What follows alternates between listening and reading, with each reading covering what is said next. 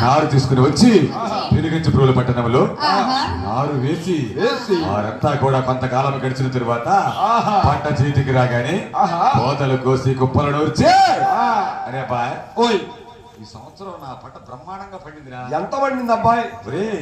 ఎకరానికి 30 బస్తాలైనరా. ఒరే పిచ్చోడు 32 బస్తాలైనరా.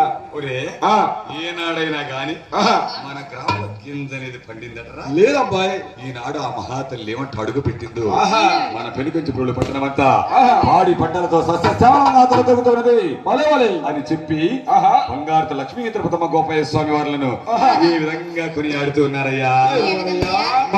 చూడరా గోపయ్య దేవుడు